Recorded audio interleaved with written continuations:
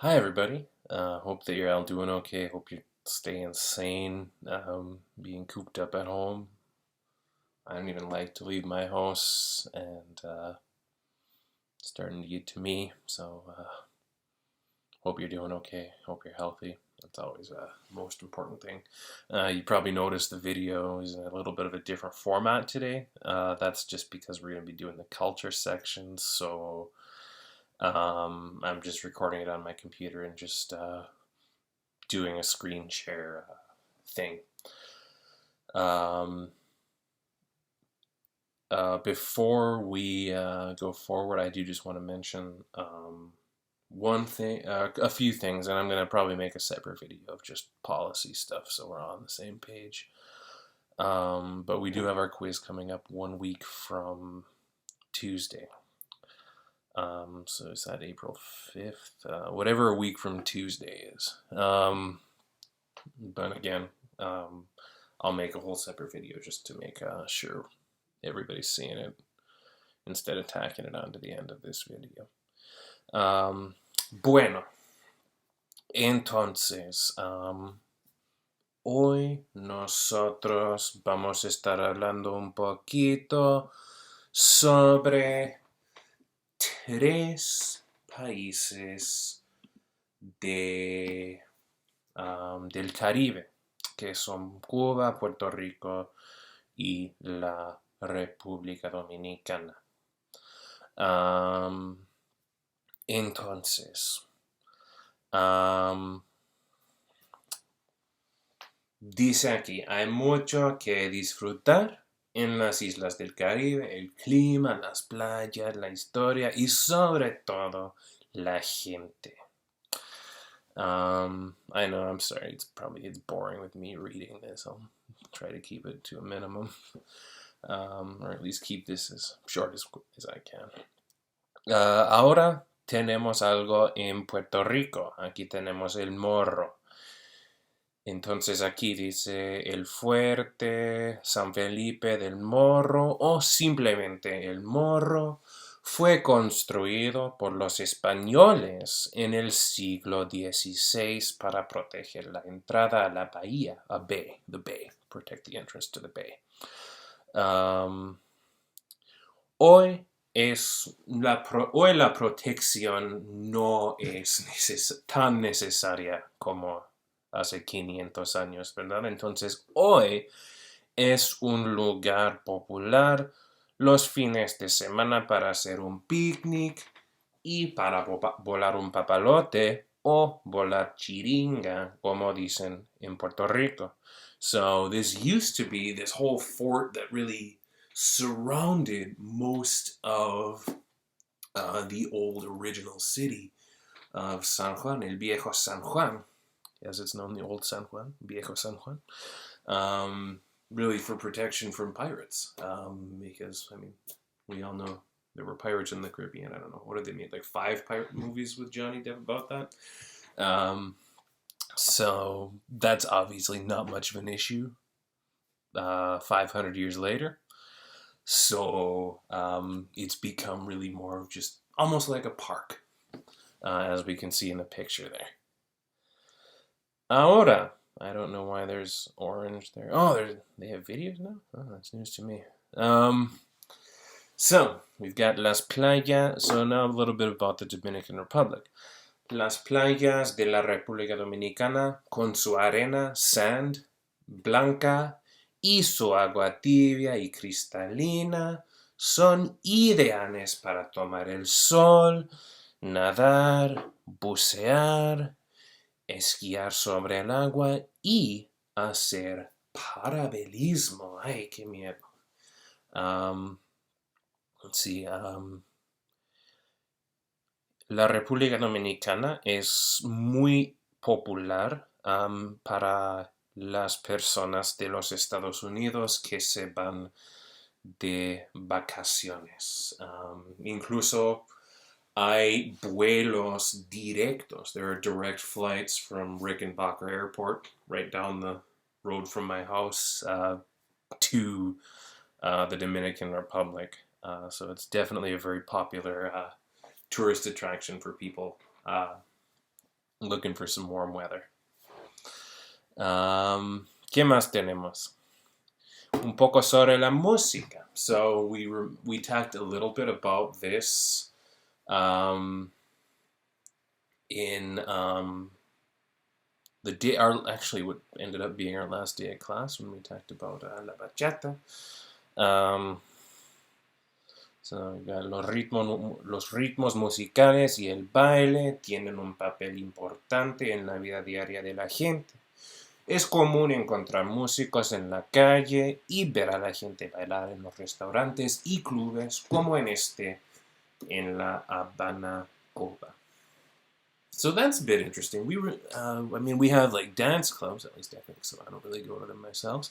But we generally aren't going to see people dancing in a cafe, in a restaurant, right? I mean, we generally have kind of specific areas set out for that. And also live music is much less popular here than it is there, I would say. Aquí tenemos el centro histórico de San Juan. So this is what I mentioned earlier, el viejo San Juan, the oldest part of the city, dating back to the 1500s. So very colonial architecture.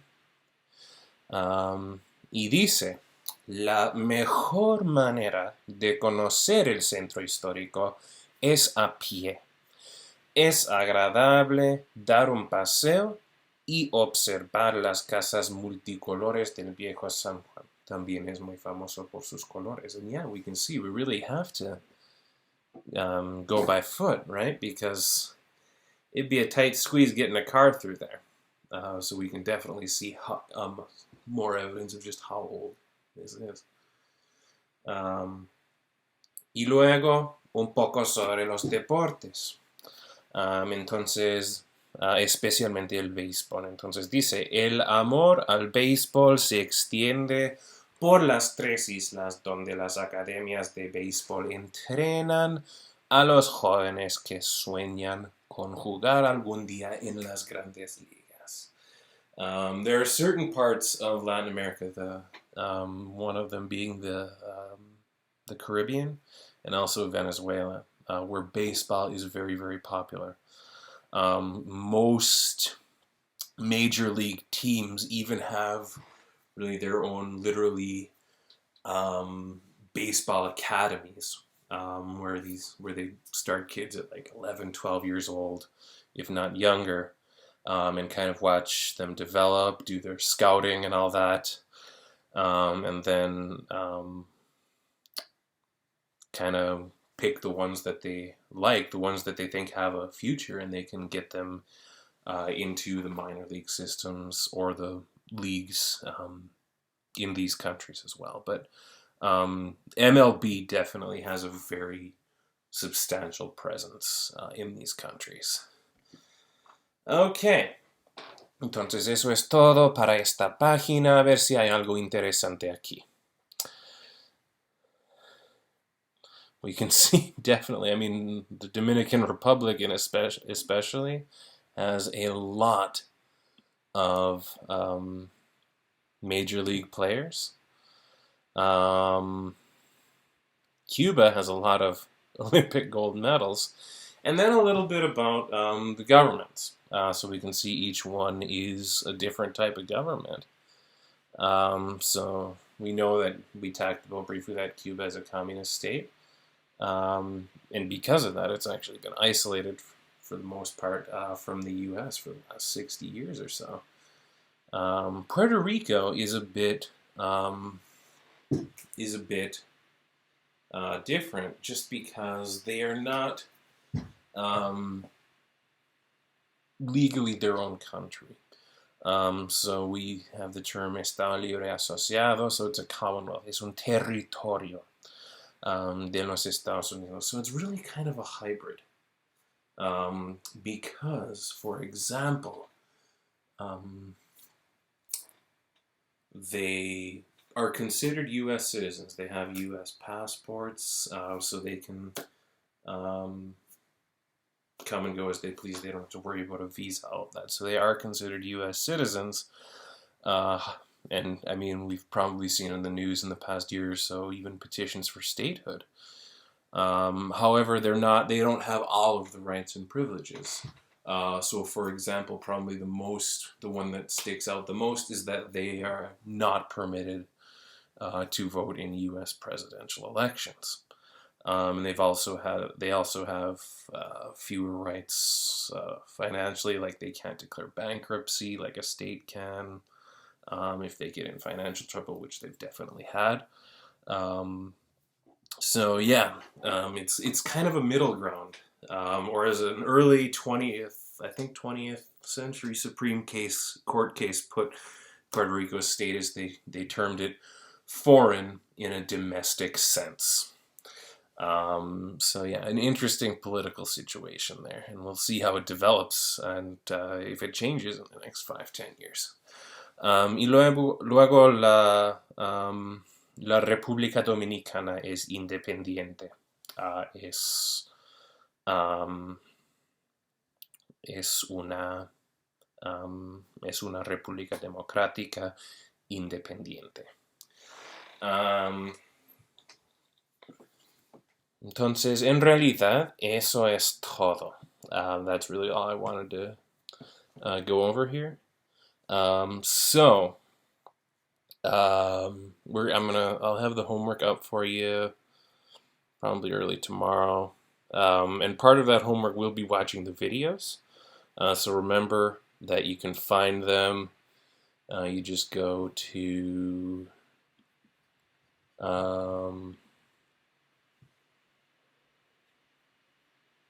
let's see here. Go to view all course materials. And you have all of this in MSL as well. Then we'll select our chapter. We're in chapter 7. Then video resources. And then again, that's called Club Cultura. So I'll put up my video or my questions for that. So our other homework, apart from what we've got here, and all of this obviously will be up on the board on the module, the week by week breakdown module as well. We'll be answering the questions in the sheets. So just like we normally would do it in class, where we just do it then go over, that's going to be homework now, just because unfortunately we can't go over it together. All right, so that's it for today. So stay tuned for more information on the quiz going forward. I'll probably have that for you tomorrow. Y bueno, otra vez, cuídense, take care of yourselves. Y nos vemos pronto. Hablamos pronto.